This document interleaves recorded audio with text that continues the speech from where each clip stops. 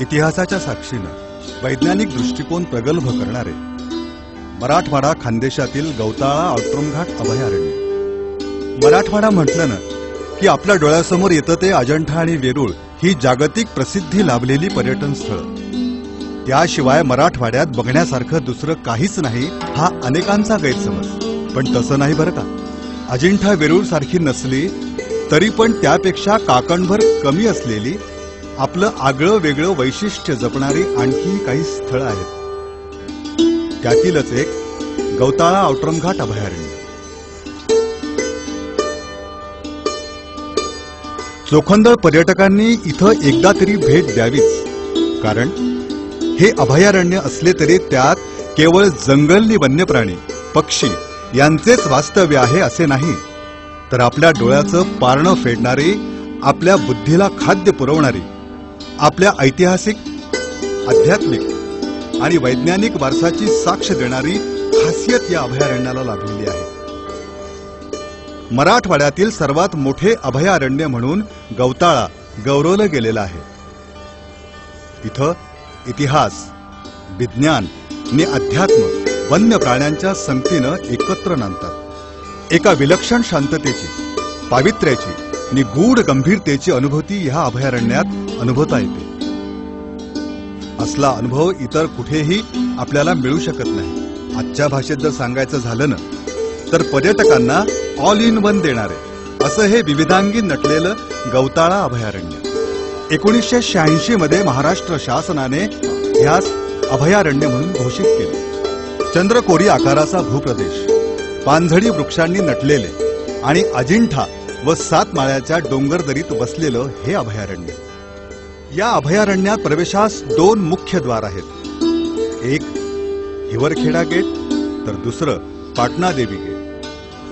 अभयारण्याच्या सीमेवर मांगल्याची रक्षणदायी, दुष्टांची विनाशक शक्ती पाटणा देवीचे म्हणजेच चंडिका देवीचे 1000 वर्ष पुरातन मंदिर आहे। शारदीय व वासंतिक नवरात्र हे येथील महत्वाचे उत्सव। तिन्ही बाजूंनी डोंगराचे उंच कडे, विविध वृक्ष, खळखळणारे ओढे असा हा मनमोहक मंदिराचा परिसर। चंडिका देवी म्हणजे या भागातील ग्रामस्थांचे दैवतच आहे।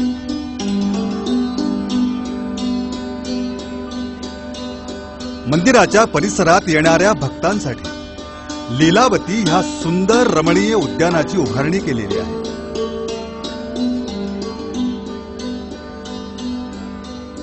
तसेच ह्या परिसरात भक्तांसाठी अनेक सोयी उपलब्ध केलेल्या आहेत। डोंगरदऱ्या म्हटलं ना की तिथे भोलेनाथ हा असतोच, तसा तो इथे पण आहे। ह्याच अभयारण्यात महादेवाचे अतिशय सुंदर असे हेमाडपंथी मंदिर आहे। या मंदिराच्या भिंतीवर, खांबावर अनेक शिल्प कोरलेली आहेत। वर्षभर ह्या मंदिरात भक्तांची मांदियाळी असते। मंदिराच्या चौथऱ्यावर बसून सभोवतालचे सृष्टी सौंदर्य निहाळणं हा एक वेगळाच अनुभव असतो। ऐन पावसाळ्यात जर आपण आलात ना तर धवलतीर्थ, केदारकुंड, सीताखोरी हे धबधबे शुभ्र फेसाळ जलकणांची उधळण करीत असतात।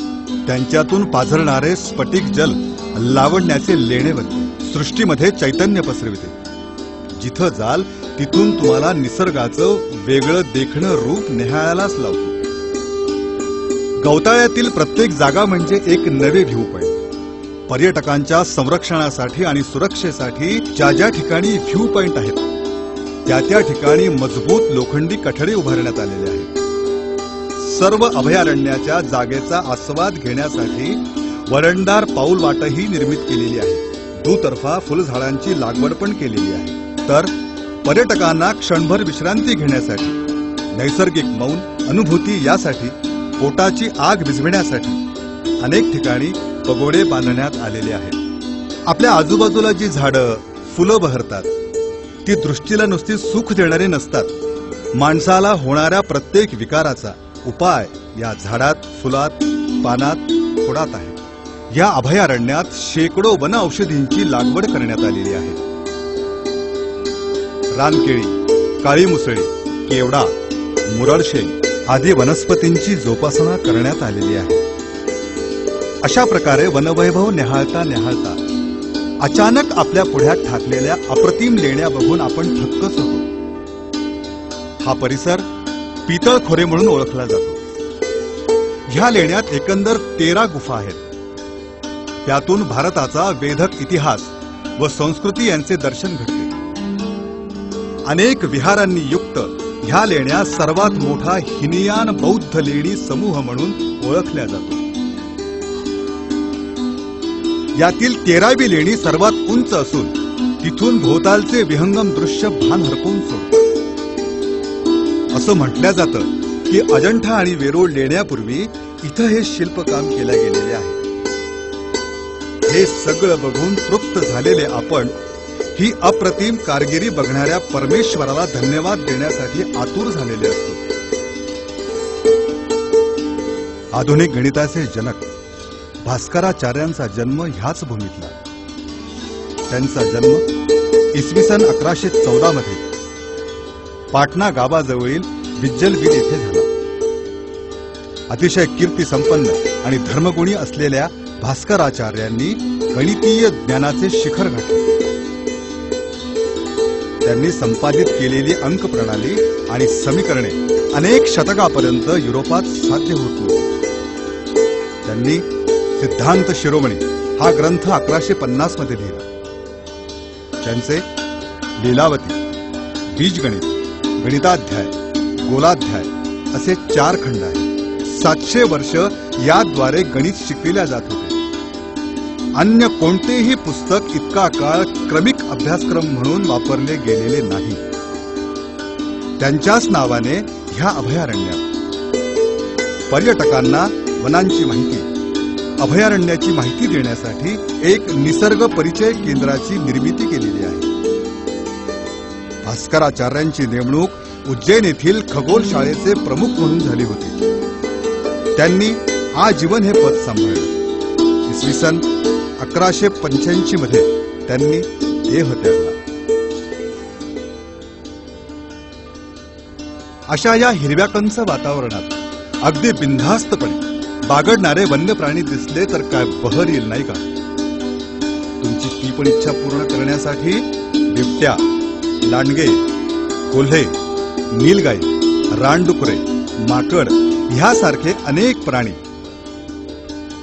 रंगबेरंगी फुलपाखरं, विविध रंग व आकाराचे कीटक, भारद्वाज, तांबट, सोनपाणी, मोर, सुतार, लालबुड्या, बुलबुल, निळकंठ, पांढऱ्या छातीचा घिवर असे अनेक पशुपक्षी तुम्हाला हाय हॅलो केव्हा करून जातील हे तुम्हाला कळणारच नाही. अभयारण्यात अनेक ठिकाणी नैसर्गिक पाणतळी आहेतच, कृत्रिम पाणतळीही तयार करण्यात आलेली आहे.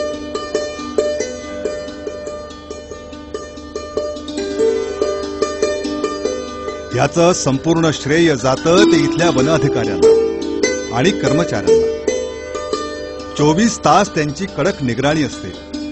त्यासाठी वॉच टॉवर्स, मचान बांधली असून त्याद्वारे अवैध वृक्षतोड, शिकार, चोरी असले प्रकार इथे घडत नाहीत. असे हे अप्रतिम सौंदर्यानं नटलेलं व इतिहासाची साक्ष देत वैज्ञानिक दृष्टिकोन प्रगल्भ करणारं गौताळा औटरमघाट अभयारण्य. इथं सर्व काही आहे, पण निवासाचं काय हा प्रश्न आला ना आपल्या मनात? काळजी करू नका. पाटणा देवी आणि पुरणवाडी ही सुंदर वनविश्रामगृहे आपल्या स्वागतासाठी सज्ज आहेत.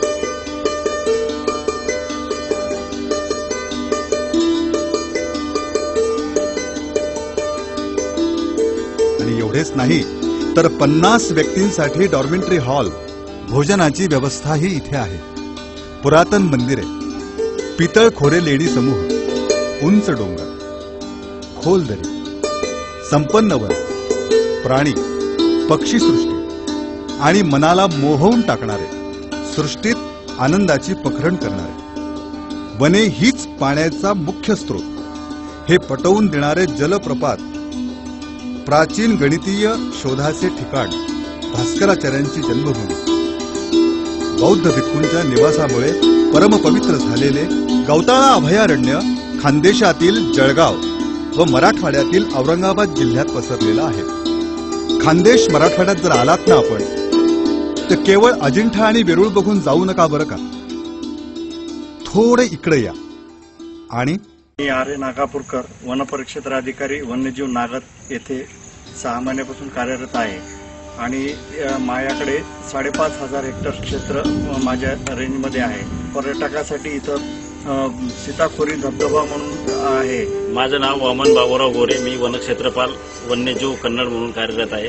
1 वर्षापासून इथं काय वनक्षेत्रपाल म्हणून काम करतोय. त्यानंतर पर्यटकांसाठी इथं पाहण्यासारखे ठिकाण आहे. पितळखोरा लेणी आहे, गौतम ऋषीचं मंदिर आहे, इथं गौताळा आहे, सीतानानी आहे, सीताखोरी आहे. तजेल्यात ह्या नाचे तन्मन, पाचूचे वन पाचूचे वन, आनंदाची झाली पखरण, आनंदाची झाली पखरण. मराठवाड्याची राजधानी, सांस्कृतिक राजधानी औरंगाबाद शहरात आणि शहरालगत अनेक प्रेक्षणीय स्थळ आहेत. त्यापैकी गौताळा अभयारण्य हे एक आहे. हा परिसर विकास करण्यासाठी आमचे अपर प्रधान मुख्य वन संरक्षक वन्यजीव नाशिक श्रीमान सोनटके साहेबांनी वेळोवेळी मोलाचं मार्गदर्शन व सहकार्य केलेलं आहे. किंवा त्यांच्या सहकार्याशिवाय मी करू शकलो नसतो. आणि यात मोलाचा वाटा आमचे जे क्षेत्रीय अधिकारी कर्मचारी यांनी फार हिरिरीने आणि अतिशय कठीण परिस्थिती आणि मराठवाड्याच्या एक भूषण म्हणून हे पर्यटन स्थळ विकसित व्हावं अशी आमची इच्छा आहे. असा शारीरिक, मानसिक, बौद्धिक आनंद देणाऱ्या ह्या अभयारण्याला एकदा तरी भेट द्याच बरं का.